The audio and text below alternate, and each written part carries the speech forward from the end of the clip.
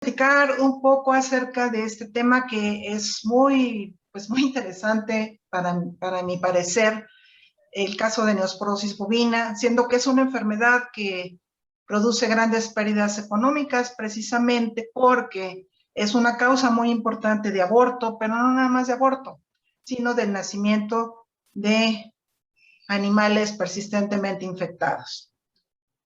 Bueno, como introducción, la neosporosis es una enfermedad parasitaria producida por un protozoario intracelular obligado que pertenece al filum Apicomplexa, a la familia Sarcocistidae, género Neospora y especie Caninum.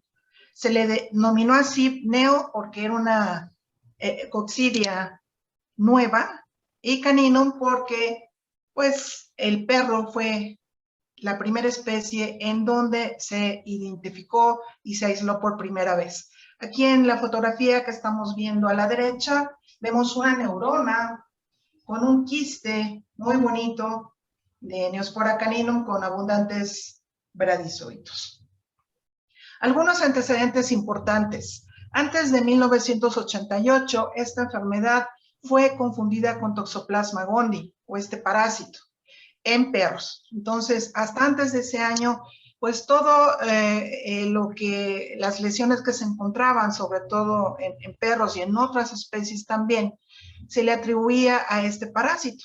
Las estructuras parasitarias eran muy similares, etc. Sin embargo, en 1988, el doctor Duby y su equipo de colaboradores, que es muy amplio, este parásito ya fue aislado y nombrado por primera vez como Neospora caninum.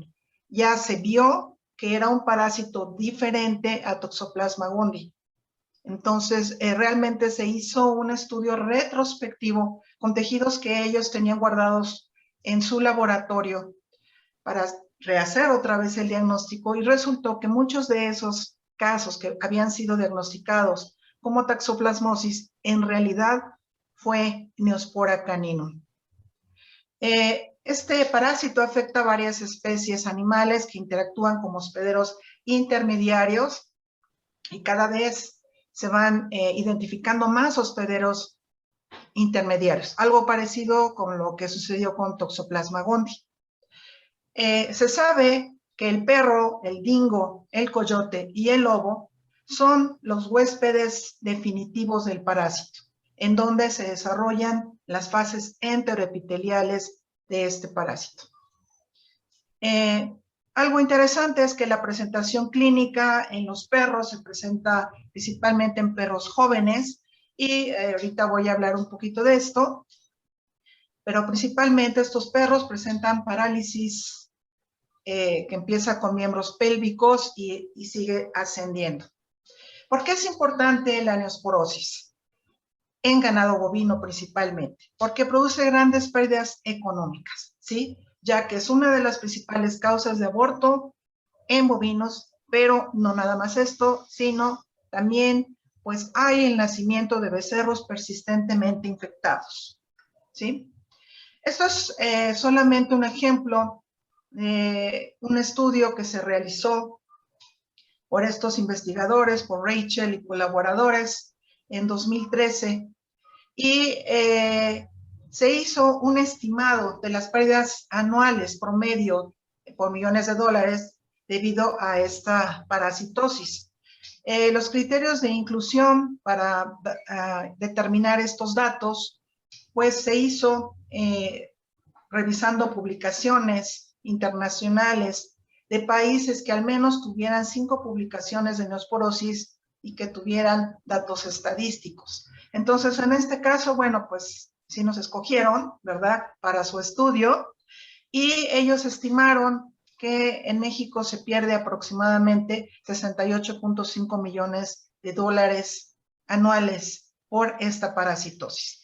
Y aquí tenemos el ejemplo de otros países, y si se dan cuenta, Estados Unidos pues sigue siendo un problema muy importante, ¿no?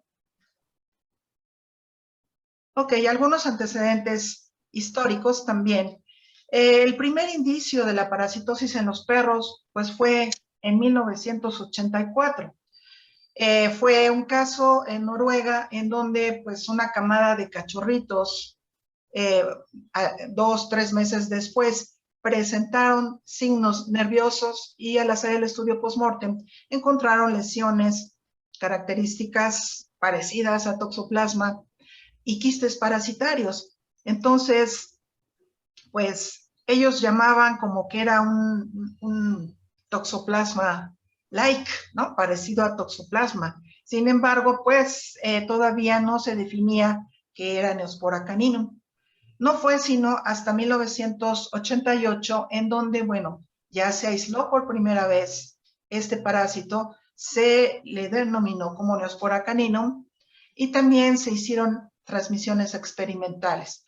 El doctor Duby revisó el caso del 84 y confirmó en el 88 que había sido Neospora caninum. ¿Qué pasa con el ganado bovino, el ganado lechero? El primer indicio de esta parasitosis en el ganado bovino fue en 1989. ¿Sí? Me parece que no se ve toda la pantalla, ¿verdad?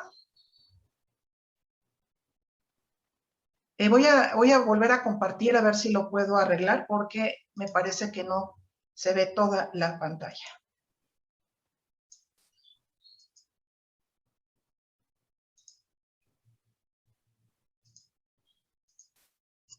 No, no se ve toda, ¿verdad?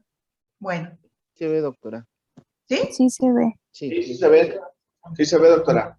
Ok, es que yo la veo un poquito cortada abajo, pero bueno, está bien.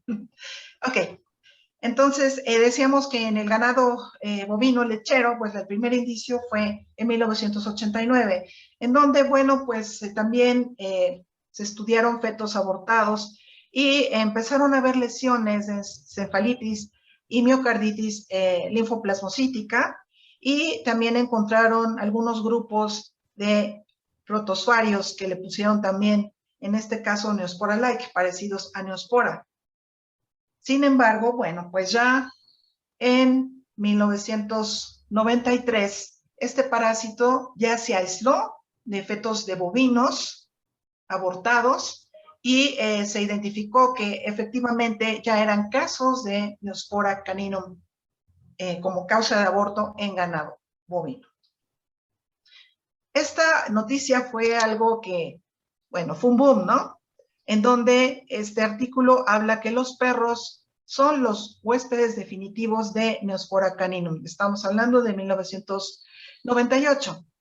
Entonces, fue un boom. Sin embargo, en este artículo se hizo una infección experimental en los perros.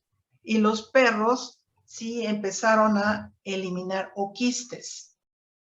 Entonces, bueno, hasta en este momento pues era algo experimental. Sin embargo, ya después de este año, ya se comprobó que efectivamente en casos naturales, infección natural, el perro sí era el hospedador definitivo, en este caso, ¿no? Ya después se vio que también el lobo, el dingo, ¿no? Los coyotes también. Entonces, en este caso, cuando se dijo, no, pues los perros son los hospederos definitivos, pues el perro, ¿verdad? Lo satanizaron un poco, ¿no? En este caso, ¿sí? Bueno, ¿qué pasa con los hospederos definitivos y los intermediarios? Bueno, los hospederos definitivos sabemos que son los perros, ahora, ¿verdad? Los lobos, los coyotes, el dingo, y los hospederos intermediarios en los que se ha aislado el parásito, ya sea en cultivo celular o también en ratones. Bueno, pues tenemos evidentemente al bovino productor de leche, al productor de carne, a venados, al búfalo de agua, a los caballos y a los borregos. Pero también tenemos otras especies en donde se ha identificado este parásito, pero por inmunohistoquímica o PCR, no necesariamente aislamiento como tal, aunque son pruebas diagnósticas directas. En este caso no es aislamiento, sino inmunohistoquímica o PCR. Entonces se ha identificado en varios animales, varias especies de venados, antílopes, llamas, alpacas, rinoceronte, gamos, mapaches, ratas, ratones, aves de corral, o en este caso aves que les llaman free range. Y últimamente, pues, han salido 2 artículos en donde se ha identificado en tapir y en el cerdo, pero apenas tienen 1 año en donde fue identificado este parásito por estos métodos diagnósticos. Y bueno, el que busca encuentra. Si seguimos buscando, probablemente vamos a encontrar más variedad, ¿no?, de hospederos intermediarios.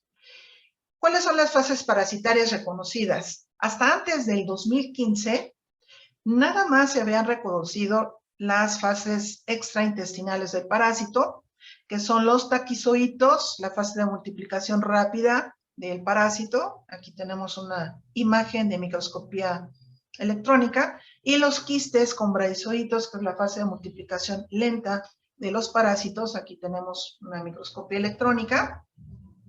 Y bueno, también tiene diferencias ultraestructurales con respecto a Toxoplasma gondii. Y se habían también identificado ya los oquistes, que pues eran excretados, no esporulados, por los hospederos definitivos. Aquí tenemos una imagen de un oquiste que son muy pequeñitos, ¿no?, a comparación de otros oquistes de otras coccidiosis intestinales de los perros. Pues el veniospora es muy pequeñito, ¿no? Apenas tiene el tamaño parecido a un eritrocito. Sin embargo, antes de este año, no se habían identificado las fases enteroepiteliales como tal en los perros. Entonces, había como un eslabón en este caso, ¿ok? Y bueno, ya en 2015 precisamente, este artículo habla de una primera demostración de estadios enteroepiteliales de Neospora caninum en perros. Aquí hay unas fotografías de ese mismo artículo, en donde ya se están describiendo algunas estructuras, como esquizontes en criptas intestinales, cigoto y oquistes en el epitelio del ileum. Curiosamente, en ese mismo año, nosotros identificamos un caso de infección de neosporosis canina en un perro, y encontramos fases enteroepiteliales también en el mismo año, curiosamente. Bien, hablando de la transmisión en perros, por ejemplo, el ciclo rural, pues generalmente los perros, vamos a empezar por aquí, pues se alimentan de placentas, de restos de fetos abortados, en donde pues están presentes quistes tisulares. Entonces él se alimenta de esto, y a nivel del intestino se van a desarrollar las fases intestinales del parásito, que son los esporozoitos, los esquizontes, monozoitos, gametogonias y oquistes. Estos oquistes, el perro los va a excretar con las heces, todavía van a estar inmaduros y todavía no son infectantes. Sin embargo, en el ambiente esporulan, y entonces estos ya son infectantes. Estos oquistes, que van a contaminar agua y alimentos de hospederos intermediarios, por así decir, es como se infecta por primera vez un bovino, ¿no? Y ahorita vamos a hablar las repercusiones de por qué pues, produce ese aborto. Los perros además pueden adquirir también la parasitosis ingiriendo directamente oquistes esporulados que se encuentren en el ambiente, ¿sí? También de esta manera pueden llegar a infectarse. Y otras maneras de transmisión en el perro es la transmisión vertical transplacentaria. Entonces, una perra pues realmente es clínicamente sana, no necesariamente aborta, pero puede estar infectada por el parásito y puede transmitir a la parasitosis a través de la placenta. Y entonces, en la camada de sus cachorros, pueden llegar a estar infectados y presentan signos clínicos. Sin embargo, esto no es tras el nacimiento. Los signos clínicos se llegan a presentar 2 o 3 meses después de haber nacido. Y otra manera en donde se puede presentar una neosporosis clínica o sistémica, en general, bueno, el perro está clínicamente sano, aunque esté infectado. Entonces, por ejemplo, si padece de alguna otra enfermedad, por ejemplo, que le produzca inmunodepresión, una enfermedad inmunológica, y en donde él se ha tratado con medicamentos como prednisona, ciclosporina o aciatioprina, por ejemplo, pues le bajamos la inmunidad, ¿no? Generalmente pues son enfermedades, por ejemplo, lupus eritematoso, por ejemplo, pénfigo, anemia hemolítica, autoinmune, ese tipo de enfermedades. Bueno, pues los tratamos con estos medicamentos, entonces provocamos una inmunodepresión y entonces los parásitos en el perro se reactivan, y se convierte en una parasitosis sistémica. Entonces estos parásitos se van a encontrar en diferentes órganos y tejidos y el cuadro clínico puede ser de acorde a, por ejemplo, si hay neumonía, bueno, pues va a presentar signos de neumonía, puede presentar signos renales, si está afectado a los riñones, etc. O inclusive puede estar afectada la piel. Bueno, y nada más para terminar rápido con los perros, pues neosporosis clínica en perros. ¿Por qué se manifiesta? Estos son los principales signos clínicos: paresia flácida o espástica, unilateral o bilateral, progresiva de miembros pélvicos. Este es uno de los signos clínicos más característicos de la neosporosis clínica en perros. Hay otros como hiperextensión rígida de miembros, flacidez y atrofia muscular, y bueno, otros, ¿no? Alteración de los reflejos, disfagia, parálisis mandibular, insuficiencia cardíaca y respiratoria cuando, por ejemplo, el perro tiene miocarditis o tiene neumonía. ¿De acuerdo? Bien, y ya hablando de los bovinos, entonces, ¿cómo adquiere la parasitosis por primera vez los bovinos? Bueno, principalmente es por la ingestión de oquistes ya esporulados que se encuentran en el alimento o agua. Es frecuente que en las unidades de producción pues haya perros. A veces los tienen ahí pues también porque los perros son policías y también cuidan. O pues, simplemente porque pues tienen mascotas. Pero están ahí pues caminando, ¿no? En toda la unidad de producción. Y pues hay muchos casos en donde los perros defecan precisamente en el alimento de los bovinos. Yo tengo algunas fotos de eso, de hecho, ¿no? Curiosamente. Entonces, bueno, los bovinos ingieren oquistes esporulados del alimento o agua que se dirigen al intestino, en donde va a haber la liberación de esporozoitos. Y se van a empezar a multiplicar por medio de endodiogenia y se convierten en taquizoitos, que es la forma de multiplicación rápida. De esta manera, en el bovino se presenta una primera parasitemia a partir de taquizoitos. Y estos taquizoitos van a llegar a diferentes órganos, en este caso de la vaca. Este parásito puede parasitar a cualquier órgano.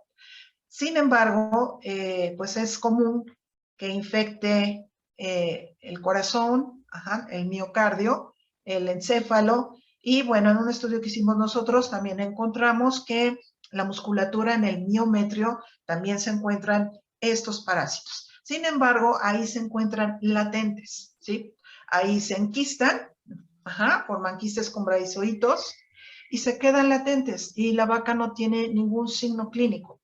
Es clínicamente sana. Posteriormente, bueno, va a haber una reactivación de esos taquizoitos durante la gestación. Y hablaríamos ahora ya de una transmisión transplacentaria endógena. Entonces, la vaca que tenía ya esos quistes en sus tejidos, cuando queda gestante, precisamente es como la señal del parásito para reactivarse.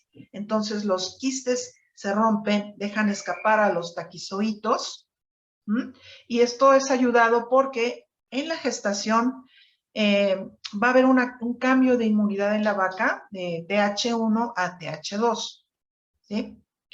En la En el caso de TH2 es muy importante la interleucina 10, pero la interleucina 10 prácticamente anula al interferón gamma que está presente en la TH1. Y el interferón gamma sabemos que pues es un mediador que controla la multiplicación de los parásitos. Entonces, el cambio de TH1 a TH2 no le favorece a la vaca durante la gestación. Y por otro lado, se ha visto también, evidentemente, la vaca que está gestante está produciendo progesterona en este momento para retener a la gestación, y también altos niveles de progesterona favorece la multiplicación de los parásitos. ¿De acuerdo? Entonces, de esta manera ya tenemos ahora taquizoitos otra vez en la circulación de la vaca. Tenemos una segunda parasitemia. De esta manera, los taquizoitos llegan hacia las placentas. Ahí también produce necrosis, placentitis, porque ahí se multiplican. Y posteriormente también pasan a los tejidos del feto. Ahí se multiplican y, bueno, pues van a ocasionar necrosis e inflamación en diversos órganos. Entonces, en este caso, pues ya los fetos mueren y son abortados. Pero no nada más el aborto es el único camino de esta parasitosis. Pueden suceder, pues, otras cosas. Entonces, dentro de algunas consecuencias que se proponen por esta parasitosis en una vaca infectada, se menciona, ¿no?, que, por ejemplo, si se infecta durante el primer trimestre de gestación, sabemos que el feto no tiene inmunidad todavía. El feto bovino empieza a adquirir inmunidad a partir del 5º mes de gestación. Entonces, no tiene inmunidad. ¿Qué puede pasar? Algunos mencionan que puede ser reabsorbido porque muere. Sin embargo, también se menciona que precisamente es uno de los principales problemas porque el feto adquiere como una tolerancia inmunológica. Entonces se puede infectar, pero realmente no morir, y puede llegar a nacer. Entonces puede llegar a nacer clínicamente sano, de hecho. Sin embargo, pues está infectado. Y entonces, si es una becerra, pues la becerra ya nace infectada, nace clínicamente sana, no hay problema. El problema es cuando ella queda gestante, y entonces esto se repite.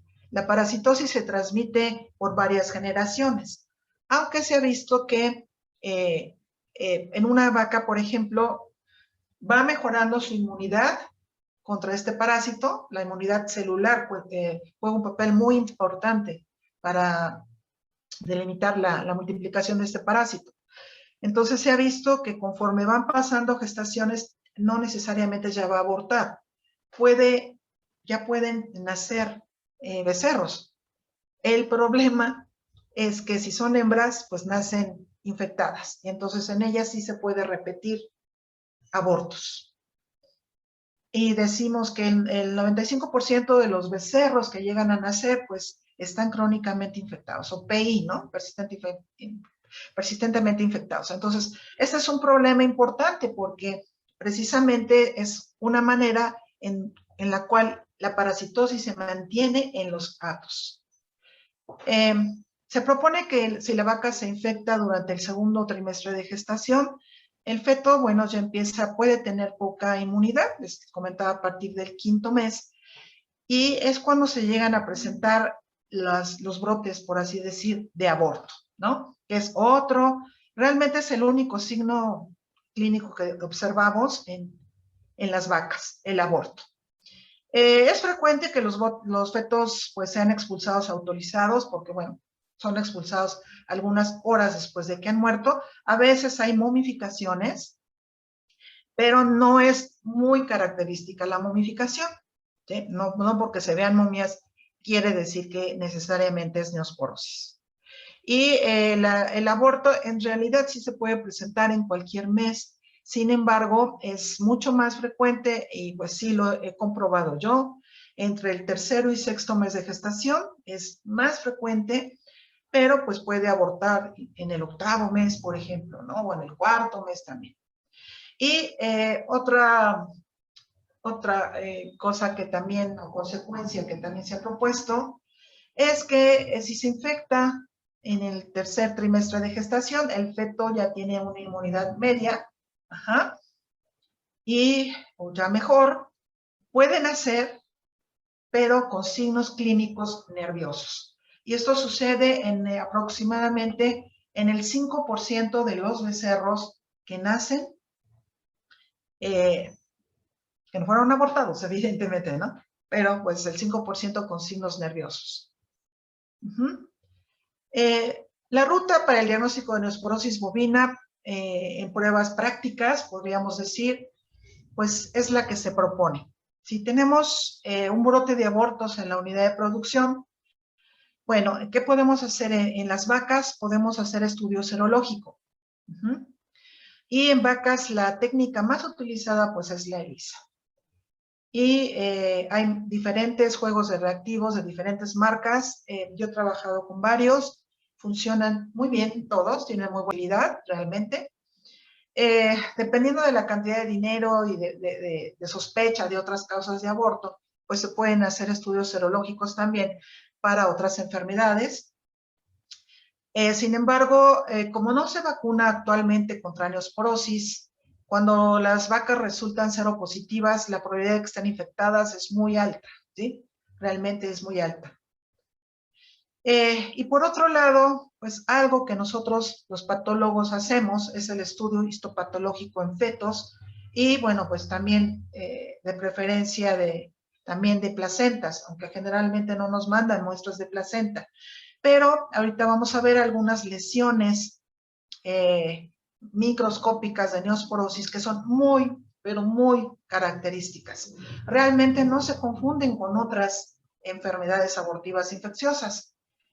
El problema a veces es que no nada más neospora está implicado en el aborto, puede estar implicado otro agente infeccioso, ¿no? Puede estar leptospira, puede estar virus de diarrea viral, por ejemplo. Pero las lesiones por neosporosis son muy características. Entonces, ya para realmente tener todo solucionado, es decir, efectivamente, esto es neosporosis, además de las lesiones, y bueno, además de las lesiones pueden encontrar quistes parasitarios, y para mí eso es suficiente, ¿sí?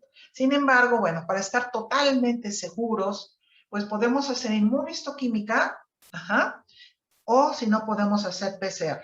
Pero una vez que ya pasó el filtro de histopatología, ¿de acuerdo? Entonces aquí es esto es una ELISA, que seguramente todos ustedes conocen. Aquí tenemos los testigos positivos, testigos negativos, y pues la serie de sueros que fueron estudiados, ¿no? Entonces, realmente la ELISA es bastante sensible. Y para estudiar a los fetos, bueno, buscamos lesiones características. Por ejemplo, este es un corte de encéfalo, ajá, bueno, el cerebro, que hay, bueno, hay necrosis y sobre todo el agregado de células de tipo glial, lo que le llamamos microgliosis. Eso es una lesión súper característica microscópicamente. Y si encontramos quistes parasitarios como este, bueno, es que bueno, ¿no? O sea, casi tenemos el diagnóstico hecho. Desafortunadamente los quistes no son tan numerosos, entonces tenemos que realizar muchos cortes histológicos para encontrar tanto lesiones como quistes parasitarios. Y también podemos hacer uso, les comentaba yo, después de inmunohistoquímica, por ejemplo, estos son grupos de taquizoitos positivos por inmunohistoquímica, o hacemos PCR, que estaría el testigo positivo, súper positivo, y aquí tenemos al menos 2 muestras positivas.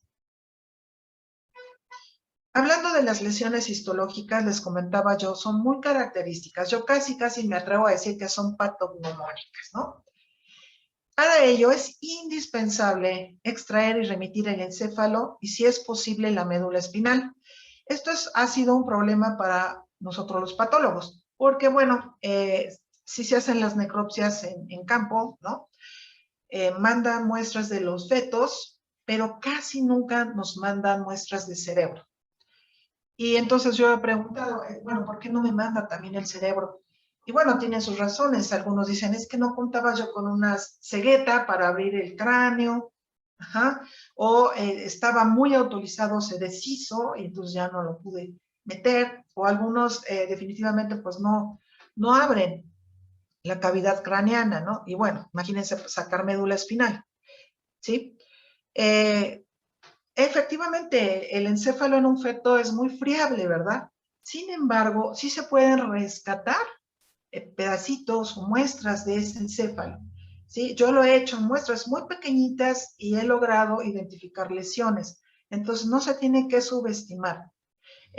También en algunas ocasiones me entero, ¿no? De que llevan las muestras al laboratorio y ya no se las quieren trabajar porque dicen, no, esto ya está muy autorizado, ya no vamos a ver nada.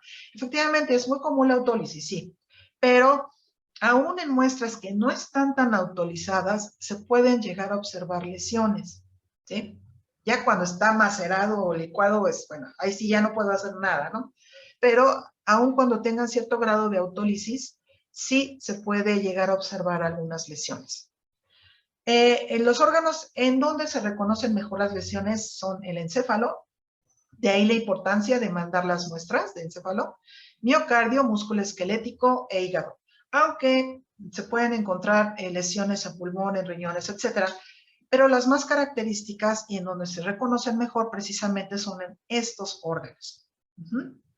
Y es importante que si se encuentran lesiones características en al menos 2 órganos de los que estoy mencionando y no se encuentran lesiones sugerentes de otros agentes infecciosos, el diagnóstico es compatible con aborto asociado a Neospora caninum. Yo no lo digo, ¿eh? Esto lo dice precisamente el doctor Duby. Que bueno, yo le digo es el papá de Neospora, el papá de Toxoplasma y el papá de Sarcocistis, ¿no? Y bueno, si encuentro quistes parasitarios, bueno, pues todavía mejor. Aquí les muestro unas lesiones precisamente histológicas. Aquí tenemos un corte histológico de encéfalo y vemos un foco de microgliosis característico, ¿de acuerdo? Aquí vemos un foco de necrosis muy claro, rodeado por células gliales. Esto es así como que yo le digo de libro, ¿no? Que no son de libro, son mías. Pero hagan de cuenta, ¿no? También en el caso del miocardio hay una miocarditis linfoplasmocítica, puede ser leve, moderada, grave, de diferentes grados. También puede haber miositis, ¿no? Y a nivel del hígado encontramos una hepatitis linfoplasmocítica periportal muy característica, como en este caso. No hay que confundir la hepatitis en el feto con focos como estos de agregados de linfocitos. Ajá. Realmente como el hígado de los fetos es un órgano hematopoyético, bueno, pues tiene agregados de estas células, pero son hematopoyéticas, y entonces no es una hepatitis. La hepatitis hay que buscarla aquí, ¿no? En los espacios porta. Y si se fijan, las células sí son un poco diferentes las que están aquí con respecto a estos focos hematopoyéticos. Entonces, estas lesiones, créanme, que son muy características. Y si tengo la fortuna de encontrar quistes, pues todavía mejor. ¿Sí? Entonces aquí es un quiste muy bonito en una neurona, es el núcleo de la neurona, lo está como comprimiendo, empujando, otros quistes. Y algo muy característico de los quistes de Neospora es que su pared es gruesa a comparación de la pared de Toxoplasma. Efectivamente se parecen mucho. Yo siempre les digo, son primos, ¿no? Estos dos parásitos. Pero histológicamente la pared de Neospora es más gruesa que la de Toxoplasma, ¿no? Y bueno, si uso inmunohistoquímica, pues todavía mejor. Y precisamente estos son inmunohistoquímicas. Aquí tenemos un quiste de Neospora, está todo teñido, si se fijan, tanto la pared como el interior del quiste. Esto es un grupo de taquizoitos en encéfalo también. Fíjense que en encéfalo sí se aprecian los quistes cuando los encontramos. Los taquizoitos no, son bien difíciles. Entonces, con inmunohistoquímica los podemos identificar mucho más fácil a los taquizoitos como aquí, ¿no? Aquí tenemos un corte histológico de hígado en donde también hay un grupo de taquizoitos que difícilmente se ven con HE, realmente no. Y esto es en miocardio, están estos taquizoitos adentro de la fibra muscular. Algunos casos de signos clínicos en becerros que ya habíamos visto, que se presentan aproximadamente en el 5% de los que llegan a nacer. Esto fue el caso de la vida real, yo le digo. Eran unos becerros que nacieron ya en México, pero las vacas, sus mamás, habían sido importadas de Nueva Zelanda. Y de pronto nacieron algunos becerritos de estas vacas de importación, así, con signos de este tipo nerviosos. No se podía levantar, había recumbencia, los miembros podían estar flexionados o hiperextendidos. Bueno, en realidad los dos que yo vi no se podían levantar, pero también algunos mencionan que hay ataxia. Bueno, sí tengo una fotografía de esto en un animal de Tizayuca. Puede haber reflejo patelar disminuido. Y fíjense, este becerro, pues el señor don Aureliano, que era una persona que nos ayudaba muchísimo en necropsias, que hace ya tiempo se jubiló, pues trataba de levantarlo, trataba de que se pusiera en pie el becerro, pero vean que no podía, realmente se caía. Este otro becerro también nació aquí, y este sí se podía levantar, pero tenía ataxia, ¿sí? Entonces, bueno, hay otros signos como disminución de la propiocepción, algunos pueden tener exoftalmia o la apariencia asimétrica de los ojos. Entonces, en animales pequeños que presentan signos clínicos tras el nacimiento, a veces no necesariamente luego, pero sí tras el nacimiento, pues pudieran ser confundidos, ¿no?, con otras enfermedades o hacer un diagnóstico diferencial. ¿Qué otras enfermedades nos pueden provocar ese tipo de signos en becerros? Bueno, pues podría ser diarrea viral bovina, cuando tienen, por ejemplo, la hipoplasia cerebelosa u otras malformaciones en sistema nervioso central, principalmente. Podría ser una meningitis, también bacteriana, por infección del cordón umbilical. Por ejemplo, los signos pudieran parecerse, ¿no? Entonces tendríamos que hacer diagnóstico diferencial con otras enfermedades infecciosas. ¿De acuerdo? Y hablando del diagnóstico de Lisa en las vacas, decimos que es muy sensible y específica, realmente es del 90% o mayor ambas, entonces son muy buenas pruebas. Nos han ayudado mucho a hacer estudios episodiológicos. Permite determinar el estado serológico del hato, bueno, dependiendo del tipo de muestreo que se realice, y algunos datos que pues han resultado de estudios epidemiológicos es que la probabilidad de aborto en vacas seropositivas es de 2 hasta 4 veces mayor con respecto a vacas seronegativas. Sin embargo, las vacas con títulos de anticuerpos mayores o elevados abortan con menor frecuencia. Eso quiere decir que pues la inmunidad funciona, en este caso es la humoral, ¿verdad? Funciona, parece ser que con el tiempo es mejor. Sin embargo, bueno, habría que trabajar mucho con la inmunidad celular.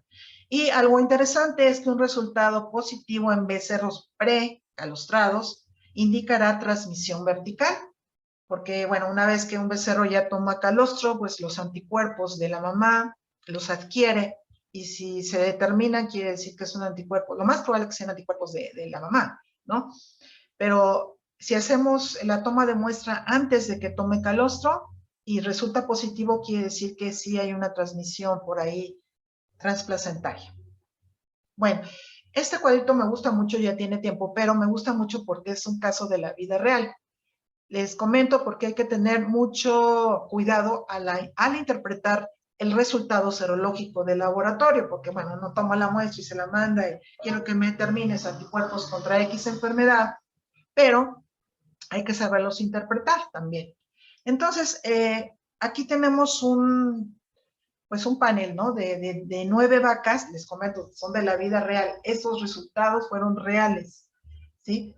Entonces, nosotros mandamos a hacer serología para las principales enfermedades abortivas ¿sí? Por ejemplo, vean, la vaca número 1, bueno, fue positiva para Neospora, fue muy positiva para Leptospira pomona, pero también fue positiva para IBR y diarrea viral. En estas enfermedades, inclusive brucelosis, hay que saber el calendario de vacunación. Es súper importante, porque la ELISA, por ejemplo, en IBR, diarrea viral, pues está identificando anticuerpos. En diarrea viral también hay una ELISA de captura de antígeno. Entonces, bueno, esa es más, es así, podríamos decir que si es positiva, pues es más real, ¿no?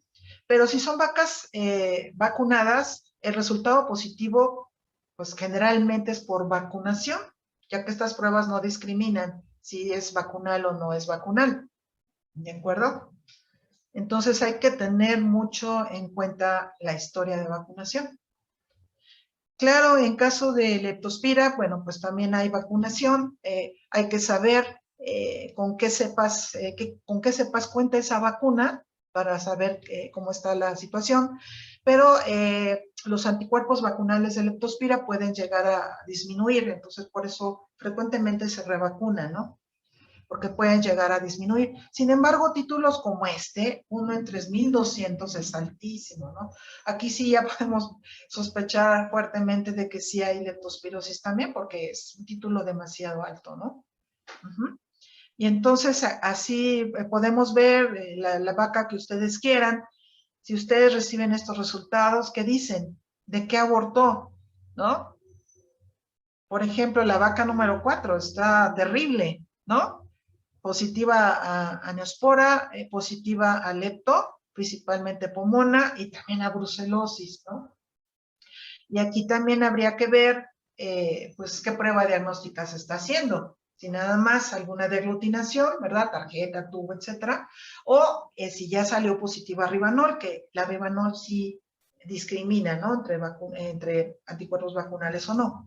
Entonces hay que saber interpretar mucho estos estudios serológicos.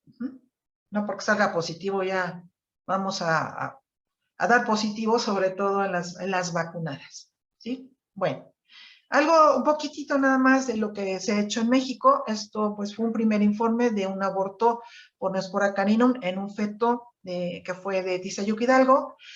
Fue cuando empecé a hacer mis estudios, yo, pues decíamos, mi asesor de tesis de doctorado fue el doctor Francisco Trigo, y decíamos, bueno, si esta enfermedad está provocando tantos problemas en países como Estados Unidos, como Canadá, como Australia, como Nueva Zelanda, y nosotros importamos vacas de Estados Unidos y de Canadá y de otros países, pues seguramente tenemos también, pero no la hemos buscado. Entonces empezamos a buscarla precisamente en fetos. Y este fue un primer caso en ese feto. La verdad, yo me puse contenta porque encontré lo que estaba buscando. Por supuesto que los productores, pues, no, ¿verdad? Y bueno, por eso decidimos publicarlo. Sin embargo, después de este caso, no, hombre, pues muchísimos otros casos, o sea, ya no era novedad. Y no es novedad, ¿sí? Ya realmente no es novedad. A veces me llegan fetos y veo, sí, Neospora, ¿no? A veces no es Neospora, por supuesto. Pero pues ya no es novedad. Y este otro artículo ya está un poquito viejito, claro que no, bueno, han salido más nuevos, por supuesto, pero este fue una referencia, ¿sí? Este fue parte de los resultados de mis estudios que hice de doctorado, pero este artículo pues ha sido para mí muy bueno en el sentido de que ha servido para referencia para otros artículos en otros países, ¿sí? Lo han citado bastante como referencia en cuanto a lesiones, y en cuanto a diagnóstico, y bueno, hasta hace un año más o menos, pues ya tenía más de 50 citas este artículo en revistas indexadas internacionales, lo cual a mí me hace muy feliz. Que bueno, digo, no está así la maravilla, ¿verdad? Pero pues ha sido tomado como referencia. Y también este artículo está tomado como referencia en los libros de patología, en el Juvan Kennedy, que pues es un libro muy importante para la patología veterinaria, y nos toman también como referencia en caso de neosporosis. Entonces, por eso estoy contenta de este artículo. Bueno, y de acuerdo a los resultados que obtuvimos en el doctorado, bueno, hicimos histopatología, inmunistoquímica, hicimos aislamiento, hicimos serología, y entonces comprobamos la presencia del parásito. Entonces el doctor Francisco Trigo me dijo, bueno, es que esto hay que reportarlo a las autoridades sanitarias, ¿verdad? Para que lo tomen en cuenta, porque bueno, la importación de bovinos continúa, ¿no? Y bueno, esta fue la respuesta que nos dieron en ese entonces, ¿sí? Fíjense, la respuesta pues, fue desde 1998, la respuesta a nuestro informe. Bueno, y pues sí se han hecho estudios en México por otros investigadores, que me da mucho gusto que pues se interesen, ¿no? En obtener datos de la enfermedad, datos epidemiológicos, y por ejemplo, estudios serológicos que se han reportado o informado en artículos científicos indexados a partir del 97 al 2020, aquí tenemos, pues realmente no son muchos, pero sí se ha hecho un poquito. Entonces, la mayoría de los estudios serológicos pues, se han hecho en ganado lechero, por supuesto por el impacto económico. Pero ya hay 2, por ejemplo, en bovinos de carne, 3 en perros y 1 en otras especies, ¿sí? En borregos, por ahí hay uno en burro serológico en México, en ciervos y gamos, búfalo de agua también ya lo hay, y en equino hay uno. Al menos estos son serológicos. Por PCR, bueno, también hay algunos estudios y algunos ya, bueno, todo esto son publicaciones, realmente. Tenemos otra vez bovinos lecheros, por razones obvias, en mayor número de artículos. Hay uno en perros, uno en roedores silvestres y uno en aves en semilibertad, por ejemplo. ¿Sí? Bueno, ya que tenemos o sabemos que pues tenemos a esta parasitosis, ¿cómo podemos hacer el control? ¿Sí? Lo que podemos hacer es evitar la transmisión. La transmisión endógena, la transplacentaria, pues lo único que podemos hacer es reducir el número de vacas infectadas en el acto. ¿Cómo podemos ir reduciendo esto? Bueno, reemplazar con solo vacas seronegativas. Sería lo ideal, ¿no? Antes de introducir una vaca, bueno, a ver, que sea seronegativa a Neospora. Y bueno, a otras enfermedades, por supuesto, ¿no? Y últimamente, pues también, bueno, ni tan últimamente, pero también ya se han hecho transferencia de embriones. Entonces, por ejemplo, si yo tengo una vaca infectada, seropositiva, sí la puedo inseminar, puedo obtener el embrión, y antes, evidentemente, antes de que el embrión se implante en el útero, pues se obtienen esos ya embriones y, bueno, se colocan en una vaca receptora negativa, seronegativa, ¿sí? Que esa vaca seronegativa no necesariamente tenga un muy buen valor genético, pero su producto sí va a tener un buen valor genético y no va a estar infectado. Entonces, es una manera que han utilizado de no eliminar a vacas de alto valor genético, pero que ellas no lleguen a gestar, sino que sean donadoras de embriones. Por otro lado, bueno, lo ideal también es hacer diagnóstico y eliminación. Remover fetos abortados, eso es esencial, no nada más para Neospora, para Brucella leptospira, para cualquier enfermedad abortiva, infecciosa, es lo ideal, no siempre se logra, ¿verdad? De hacer diagnóstico serológico de becerros y reemplazos, de becerros principalmente pues precalostrados, y considerar la eliminación de vacas seropositivas que ya hayan tenido problemas de aborto repetidamente. Sin embargo, pues es una recomendación pues un poco difícil, porque si es una unidad de producción de 3,000 vacas, por ejemplo, o más, pues y tiene una seroprevalencia de 60%, porque sí las hay, por ejemplo, no le voy a decir al productor, elimina el 60% de sus vacas seropositivas, me va a mandar muy lejos. Entonces, bueno, ahí habría que considerar, ¿no? Qué tan factible es esta manera. Y por otro lado, pues evitar la transmisión exógena, reducir la exposición de perros, sobre todo en la unidad de producción. Entonces, controlar a la población de perros, la contaminación de las heces de estos, para que no contaminen el agua o el alimento. O sea, a lo mejor sí pueden estar ahí los perros, pero controlar que no se pasen a los establos, ¿no? Claro, que también resulta difícil. Pero bueno, y también pues prevenir la entrada de perros y otros animales silvestres a los establos, porque sabemos que hay algunos animales silvestres que pueden ser hospederos intermediarios y que a la vez los perros que habitan ahí pueden llegar a matarlos. Algunas veces no los consumen, pero en otras ocasiones pudiera ser que sí.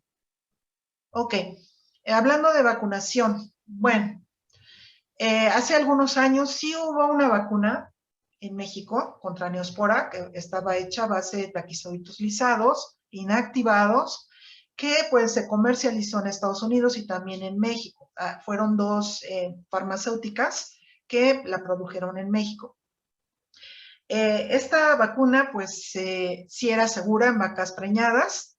Se comprobó que sí reducía la tasa de abortos, debido a que sí había un aumento de anticuerpos en las vacas. Se vacunaban generalmente al momento en que se inseminaban, para aprovechar el manejo. Se hacían las dos cosas, se inseminaban y se vacunaban. Y sí se reducía la tasa de abortos. Sin embargo, ¿por qué esta vacuna ha desaparecido? Ahorita no se cuenta con vacunas.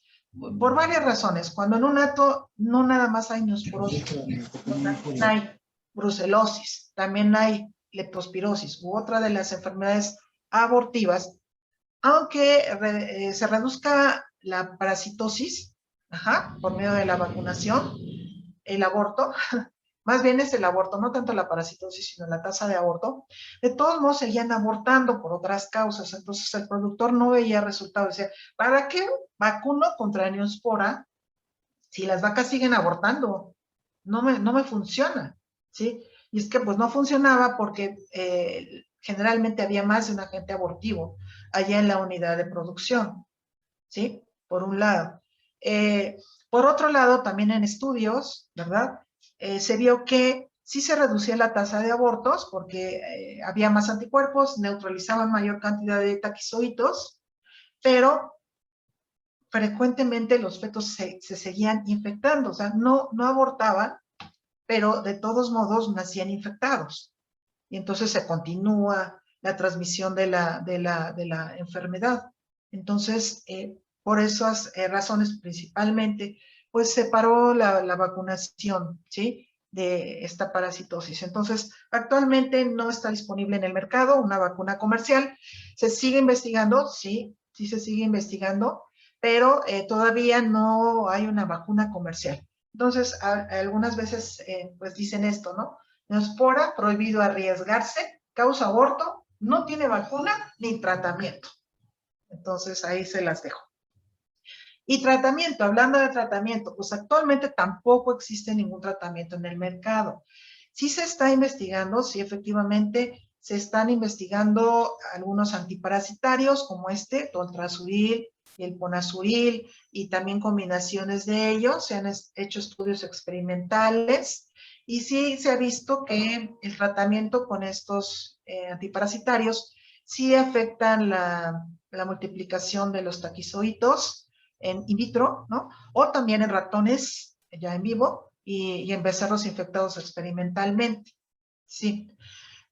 Sin embargo, bueno, pues sabemos que hay un posible desarrollo de resistencia a los fármacos, ¿no? Y además, las demandas de los consumos que tenemos de productos lácteos y carnes, pues la demanda es que estén libres de cualquier químico, ¿no? Y entonces esto puede precisamente limitar la quimioterapia como medida de control o tratamiento. Además de que es un parásito intracelular, ¿no? Entonces, muchos fármacos, pues, no se pueden introducir a las células y atacar al parásito. Este tipo de antiparasitarios se utilizan más, por ejemplo, en perros, porque tiene las fases intestinales y parece ser que funciona bien, pero en los hospederos intermediarios, como están en los tejidos, y son intracelulares, estos parásitos, pues resulta más complicado el tratamiento, ¿de acuerdo? Entonces, por el momento, aunque se está investigando, tampoco hay tratamiento comercial. Y ya unas reflexiones finales de nuestra plática es, ¿la neosprosis es una de las principales causas de aborto en bovinos en México y en el mundo? Sí es cierto. Eso sí es cierto. Algunos dicen, es la principal. No, no es la principal. No podemos decir eso. Porque no hay suficientes estudios epidemiológicos que lo digan, ¿no? Y también tenemos que estudiar todo el conjunto de abortivas. Pero sí, es una de las principales. Eso sí. Neospora caninum es un patógeno primario y la infección se manifiesta en la gestación. ¿Por qué es primario? Porque por sí solito puede matar a los fetos y puede provocar el aborto. No requiere que le ayude el virus de diarrea bovina, no requiere que le ayude Brucela, no, él solito puede matar al feto. Sin embargo, una vaca puede estar infectada por más de un agente abortivo, eso es totalmente real. Y precisamente eso nos complica el diagnóstico, ¿sí? Porque si nada más busco Brucela y me sale positiva Brucela, y hasta la aislaron, y bueno, tengo Brucela. Y sí tiene Brucela, pero a lo mejor tiene otras cosas, ¿no? Entonces, ese es un problema. Y la enfermedad, les comentaba yo, las vacas no presentan signos clínicos, están clínicamente sanas, ajá, y pues se va a manifestar en la gestación, principalmente cuando hay aborto, ¿no? Y el mantenimiento de la infección, esto es súper importante en los atos, se da principalmente por la transmisión vertical. Entonces, aquí es donde, por ejemplo, hay unas unidades de producción que no tienen perros, ¿sí? No tienen un solo perro, sin embargo, pues tienen una cero prevalencia, no sé, 50, 60%. Y uno dice, pues, como si ni hay perros, ¿no? ¿Por qué? Precisamente por la transmisión vertical transplacentaria por varias generaciones. ¿Sí? Hemos visto que la mayoría de datos epidemiológicos acerca de esta parasitosis en México se han obtenido mediante estudios serológicos. Es lo que más tenemos, lo que más sabemos. Y no se puede estimar una seroprevalencia precisa, de que sabemos que la hay, ¿no? Pero una prevalencia o seroprevalencia precisa todavía no. ¿Por qué? Porque pues las muestras que se han trabajado serológicas pues han sido obtenidas de diferentes zonas del país. Y también sabemos que los atos lecheros son más susceptibles a padecer la parasitosis y abortar que los bovinos productores de carne, ¿no? Entonces, ahí hay diferencias.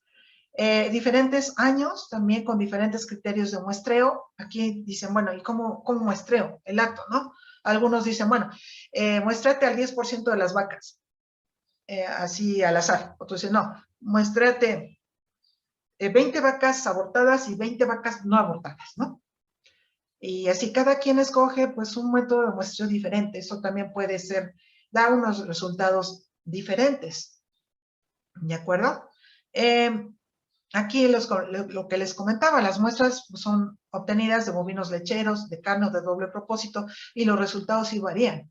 Cuando son bovinos productores de carne de doble propósito, generalmente los estudios serológicos dan menos seroprevalencia, más baja, ¿no?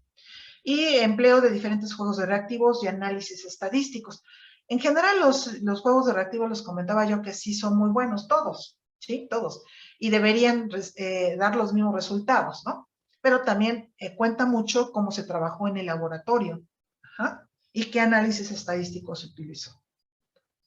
Bueno, en la última década, realmente los estudios epidemiológicos en el ganado han disminuido considerablemente. Ustedes ya no van a encontrar tanto en la literatura científica, ¿sí? La mayoría, pues, son ya, pues, de prácticamente de 2000 para atrás. Ahorita hay muy poco, ya casi nadie se interesa, ¿sí? Hay la dificultad, quizá sea esto, de lo baja de estudios epidemiológicos, sea porque hay dificultad en la adquisición de reactivos provenientes del extranjero para diagnóstico. Al principio hubo mucha restricción, realmente. Yo me topé con eso, tuve que hacer mucho papeleo para que me pudieran liberar reactivos de ELISA, que en realidad no traían parásitos vivos, pero bueno, tuve bastantes problemas, pero finalmente se logró. Y a partir de ahí, pues muchos laboratorios o algunos laboratorios pudieron adquirir juegos reactivos. Y en un tiempo atrás hubo algunos problemas porque la frontera otra vez empezó a retener reactivos y no nada más para Neospora, sino para otros agentes y para otras pruebas diagnósticas. ¿Sí? El costo puede ser elevado de acuerdo al número de muestras remitidas, bueno, sí, porque la ELISA, bueno, pues así como que muy, muy barata, pues no lo es, ¿no? Pero bueno. Y las pruebas serológicas pudieran ser poco atractivas realmente para los productores, debido a que no se cuenta con vacunas ni tratamientos disponibles en el mercado para la prevención y control de la parasitosis. Entonces dicen, bueno, ¿y para qué diablos? Perdón por la palabra. ¿Para qué mando yo a que me hagan diagnóstico serológico de Neospora si de todos modos no puedo vacunar ni puedo tratar, ¿no? Pues algunos prefieren pues gastar su dinero en otro tipo de pruebas diagnósticas, ¿sí? Y esto también es muy importante y es una realidad que muy pocos laboratorios en México ofrecen el diagnóstico para neosporosis, ya sea por ELISA, histopatología, inmunistoquímica o PCR, ¿no? Por lo que el aborto por esta parasitosis pudiera ser poco identificado o subestimado. De hecho, en el propio laboratorio de patología, del Departamento de Patología de la Facultad, pues hacemos inmunistoquímica, sí se hace inmunistoquímica, pero, por ejemplo, ELISA, sí, a veces lo hacía, de hecho ahorita no lo estoy haciendo, con juegos de reactivos comprados con dinero de proyectos, no como un servicio al público, igual el PCR, ¿no? Entonces eso sí es un problema también. ¿A dónde llevo mi muestra si no me van a hacer las pruebas, no? Y también esa es otra realidad triste, que en México se realiza poca investigación de la anasporosis en animales. Les digo, me da mucho gusto que hay algunas personas que hacen su esfuerzo, hacen estudios serológicos en otras especies y todo eso, y es muy bueno.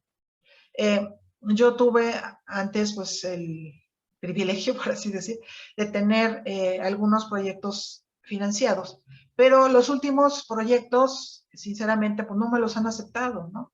Porque me dicen que las enfermedades abortivas en México están lo suficientemente estudiadas y que ya hay muchas referencias. Y yo digo así, a ver, quiero ver los artículos, ¿no? ¿Dónde están los artículos? Hay muy poco. Y entonces, pues no me han dado últimamente dinero, ¿no? Que sí se requiere para la investigación. Entonces, bueno, esas son algunas reflexiones últimas. Y bueno, con esto termino mi plática. A todos ustedes, muchísimas gracias por su atención. Espero que les haya sido de utilidad y estoy abierta a sus preguntas.